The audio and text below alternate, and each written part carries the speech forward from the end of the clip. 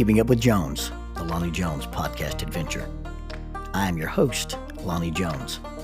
My wife Jackie and I moved to the city of Huntsville in 1986 for me to be a youth and family minister. I have been a minister since 1980.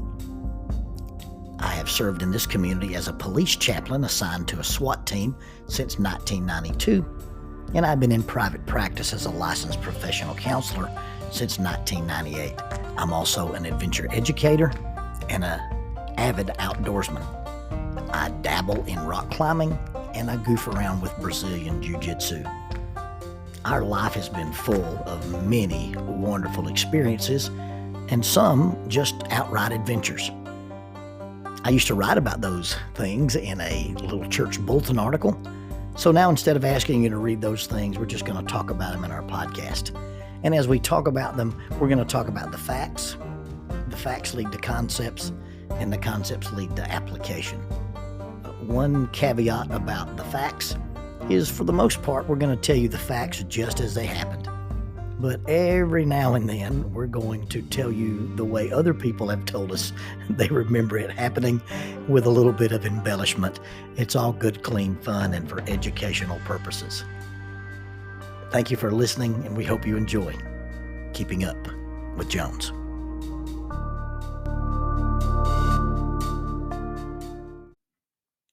Faulkner University announces a 60% tuition discount for members of the Church of Christ.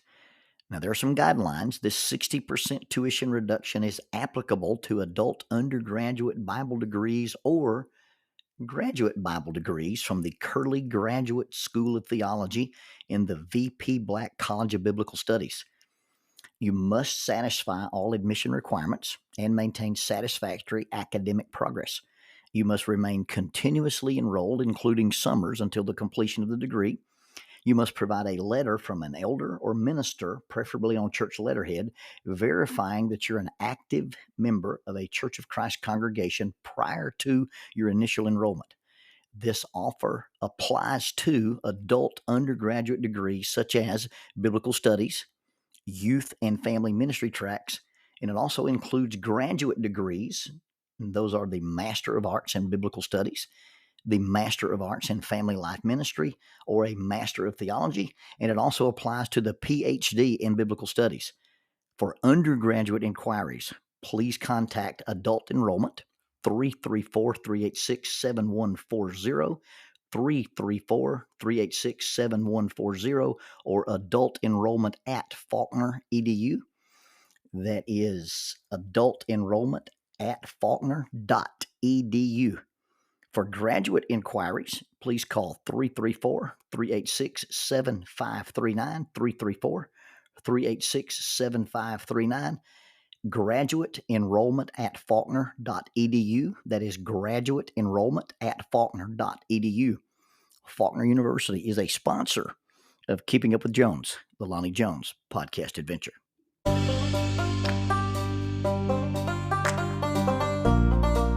TKM Incorporated in Moss, Tennessee is a construction company that specializes in erosion control, seeding, and soil, hydroseeding, hydromulch, minor excavation, and silt fence.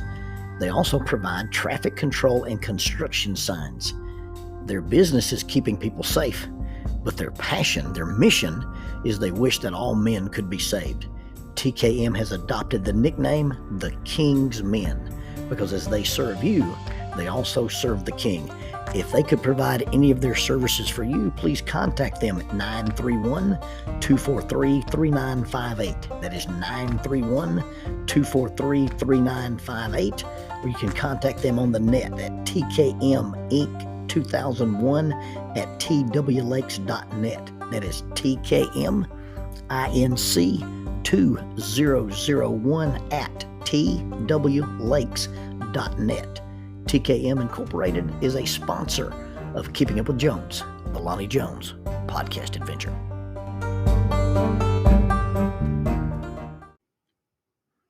I began to try and run in early 1992. One must understand that by running in this context, we simply mean jogging, and jogging for me is not and never has been pretty. I loosen up, I stretch out.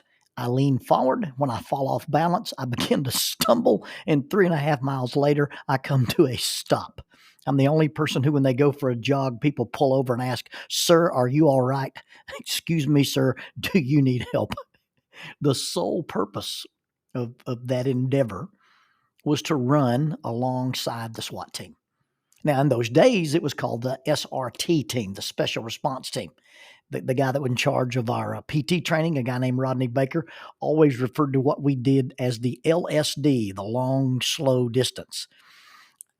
And in terms of running, we didn't run that far. Most of the time, we'd run 3.5 miles. Sometimes we'd get froggy and run maybe 5, but it was at a decent pace. And we often ran as a group or in a formation. And my goal was, as long as I wasn't the last guy in the line or the last guy to finish, I was going to be happy. My runs, when I wasn't with the team and I was trying to train to run, were often at night. I'd run along a section of Highway 72 and the short section, the northern section of Doug Hill Road. Now, that is Doug Hill, D-U-G, Hill Road, not to be confused with Doug, D-O-U-G, Hill, the long-distance shooting aficionado from Florence, Alabama. I'd go out for these little runs, and then I'd come back. Now, over the years, I've tried to improve my running. I've had reasons why I could not run and had to do some rehab. And so my wife, and you've got to understand, my wife has a master's degree in kinesiology, and she would regularly remind me that there are 2 types of build. A person naturally has a runner's build, lean for speed, or a person has a power build, and it's a little more stocky and not as much built for speed or endurance. And whatever body style you have, you can change the other body style, but without lots of intentional effort, your body will seek homeostasis and return to its more natural form. A power lifter can start running and drop the pounds and get real lean, but if he slacks off in that intentional regimen, he'll go back to the bulky style. And a runner, a lean, lithe runner, can bulk up and change the musculature, but if he doesn't stay on the routine, if he doesn't stay with the regimen, he'll go back to being that lean, mean fighting machine. When she explained this to me, this was her kind way of saying, hey, people with legs as short as yours should power lift and not try to run. And I've never been a long distance runner. Probably the most I've ever run at one continuous time is maybe 10 miles. I run 3.5 miles 3 times a week, and probably once a month I'd do maybe 5 and maybe get out and do a 7 miler. And I've never been a fast runner. But since 1992, I have been a consistent runner. Injuries, colostomy bags, emergency surgeries notwithstanding, I have been able to maintain kind of a running lifestyle. And my goal for running was simple: keep up with the SWAT team. I never had any fantasies of doing a mud race, a death race, a half marathon, or a marathon. I just wanted to be able to jog and be able to maintain a 10 or a sub 10-minute mile pace per hour. Those goals are neither lofty nor impressive, but they are my goals nonetheless. In my struggles to run and my struggles to return to running or maintain consistency, my lovely wife has always been there to keep me in check and to bring me a dose of reality. I do not consider myself to be obsessive about anything that I do, and I'm not even close to being a perfectionist, and I deem myself as being reasonable in all of my pursuits. But I tend to be hard on myself. I believe in intentional adversity, doing the things that you can't, that other people want, so you can do the things that other people can't. When I'd miss a goal, or I'd fail to satisfy some marker that I had established in my own mind, and I would complain about it, she was always quick to try to bring me back to reality and reason with me. I remember comparing myself to Randy Couture, the mixed martial arts fighter, and we're exactly the same age. And I said something about, hey, Randy Couture's my age, and this is what he can do, and this is what he looks like. And she reminded me, hey, they pay Randy Couture several $100,000 a year to be in shape, and you're trying to be in shape as a side gig doing the job that you get to make the money you make. I have finished SWAT's PT test in my 60s. but I have not yet finished it under the required time to say that I passed it. And when I would talk about this and bemoan my failure, Jackie, as always, would use her brand of sports psychology to cheer me up. She would tell me that I just needed to recognize who I am and how old I am and get over it. An example of her coaching ability is one year the team did a CrossFit workout. And I think the name of the workout was called Push, Pull, Carry. And you get the idea. There are things to push, there are things to pull, there are things to carry. And they took the team and they divided us into groups of threes. And while one person was doing the push, the other person was doing a pull. And then together, the two men would carry the other guy. And you had to do three iterations of this so that everybody was a carrier and everybody was carried. And so we divided up into these groups of threes. And in those days, the newest guys on the team were this pair of guys called Boyer and Stegall. They were so similar in build and so similar in ability that I referred to them as the Twinkies. This is not something you should refer to either of them as in their presence. Boyer ran the PT test so fast that it became SWAT legend that Stegall miscounted his laps. Well, in those days, they were the two youngest guys on the team, and I was partnered up with them to do this push, pull, carry workout. And I completed it. I mean, we finished the thing, and we finished the thing under the prescribed time. And I remember getting home that day and telling Jackie, hey, we did this CrossFit workout, and I sort of maintained pace with the team and these younger guys. Well, the next day, I got out of bed, and I was sore. My thighs hurt, my calves hurt, my back hurt. And I told Jackie, I said, maybe that workout was more than I thought it was. And, I feel kind of bad about that little workout making me sore. And our ensuing conversation went like this. She says, and how old is Mr. Boyer? And I responded, well, he's 26. She says, and how old is Mr. Stegall? And I said, well, he's 26. And she says, and how old are you? I said, well, I'm 52. She said, well, add their ages up and see what you come up with. You'd think you'd know better. Know better than what? That part was never articulated, and I didn't ask. So she tells me not to be too hard on myself. She tells me to accept my limitations. She tells me to be realistic in my expectations. And then we're driving down the road. As we're driving down the road, we stop at this intersection, and in the back window in the car in front of us is one of those running stickers. You get these little oval stickers, and they come with a variety of distances. I looked them up on the internet, and the ones that I found are 0.0, 5K, 10K, 13.1, 26.2, 50K, 50, 100K, and 100.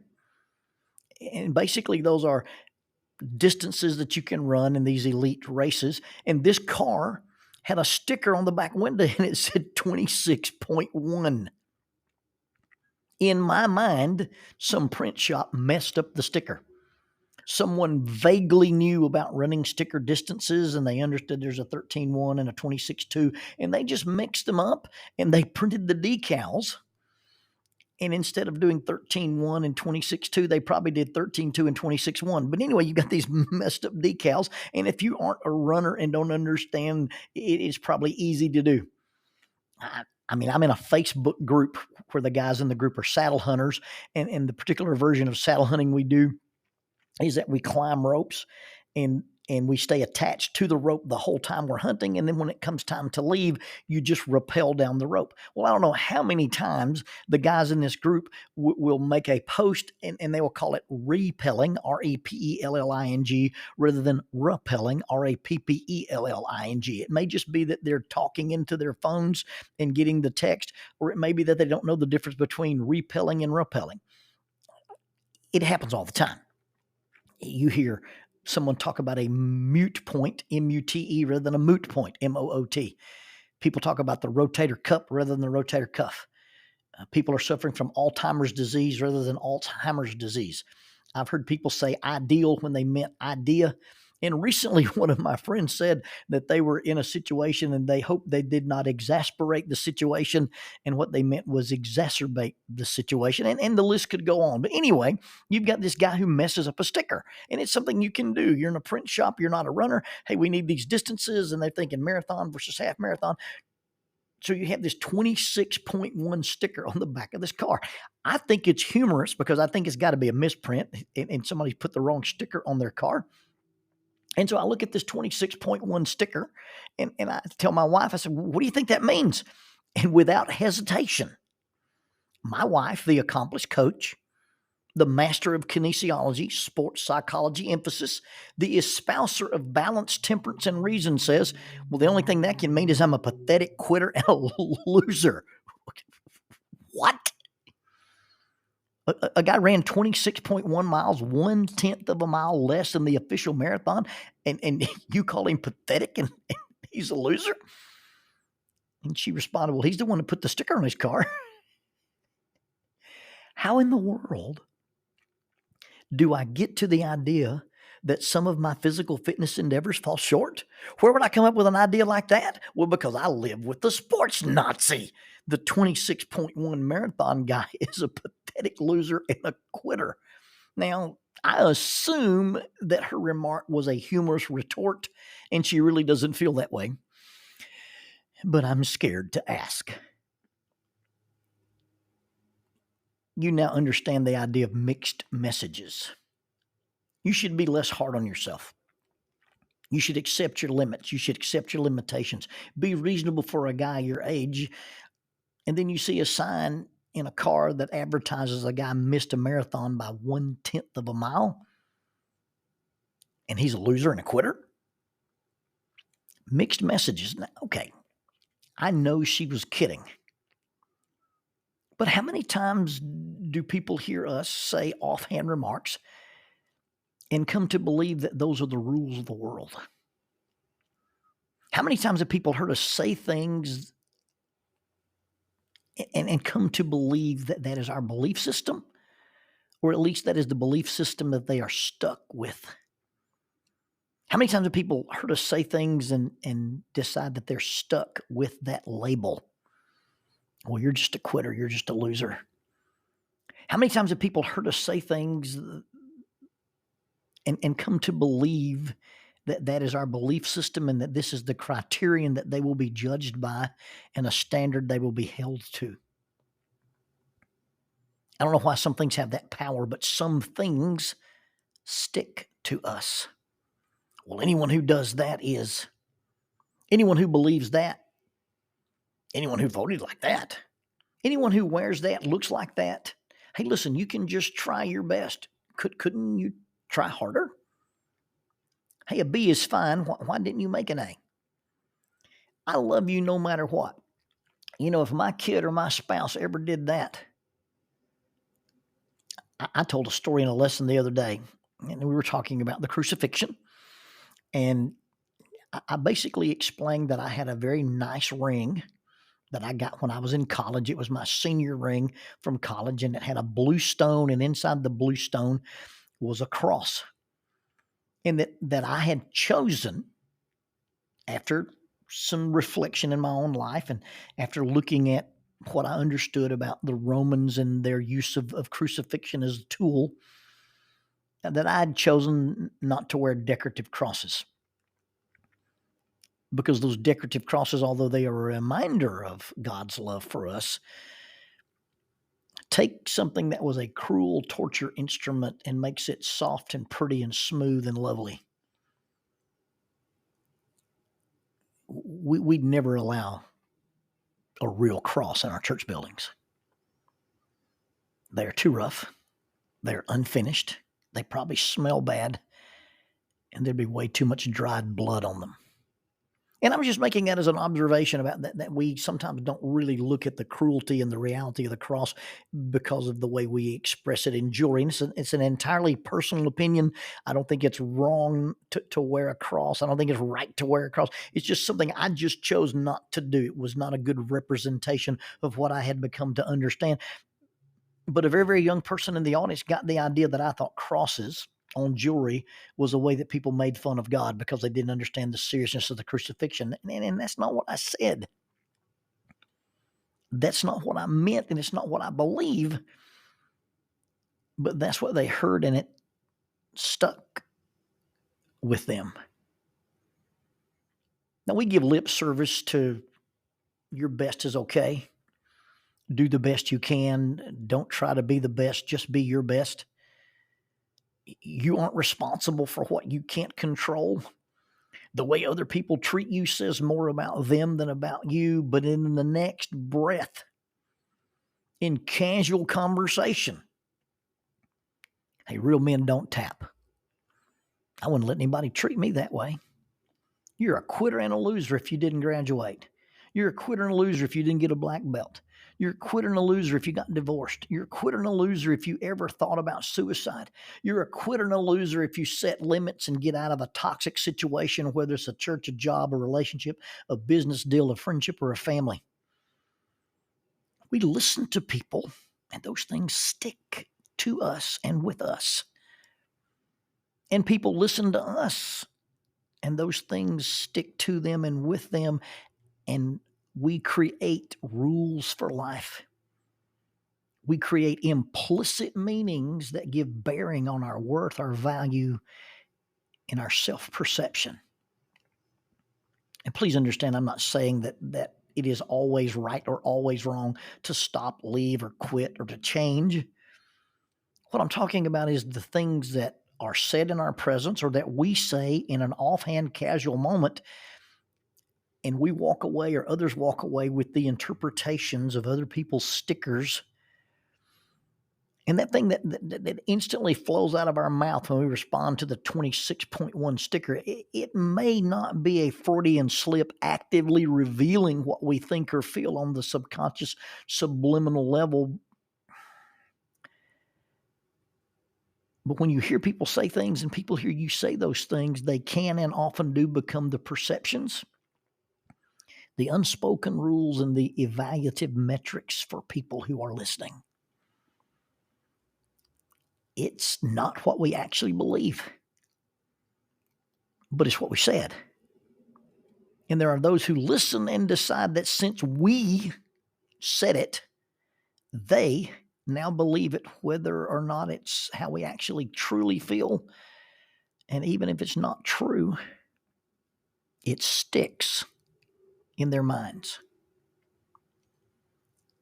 I'd like to add a caveat and maybe even a left turn as we end this episode. Excluding delusional thinking, self-deception, deception of others, excuse-making, and the philosophy of everybody gets a participation trophy. 26.1 on a sticker could be a printing mistake. And the guy just has a sense of humor and puts it in the back of his truck anyway. 26.1 could be the guy really thinks he ran a marathon. He didn't. He missed it by 1/10 of a mile. It could be a guy advertising how secure he is with getting that close to the end and then walking off because he had nothing to prove to anybody. It could be a joke. And it could be a guy celebrating that I ran 26.1 miles and that's as far as I could go and that's as far as I could do. And I gave it everything I had. If by some miracle I were to be able to run 26.1 miles and something happened beyond my control, if I passed out, I got hit by a car, if something occurred that was so catastrophic or devastating that I could not walk, limp, crawl, or be dragged the last 0.10 of the marathon, if I'd already done 26.1, I'd put that sticker on my truck and I'd wear it proudly. And I'd be willing to tell anyone who took the time to ask what it really meant. Because those stickers, those labels, they really don't have value in what it means to me. It's not what it means to you. Hey, what does 26.1 mean to you? You're a loser and a quitter. No, what 26.1 means to me is maybe very, very different, very, very significant. And in the end, what it means to me is all that matters. Now, you have to add the caveat that what really matters is not just what it means to me, but does it mean what I think it means? If the meaning of that sticker, of that label is true, regardless of the accomplishment or the feat or the choice or the decision, if the sticker you have on your windshield, if that meaning, what it means to you, is accurate, then by all means, stick with it.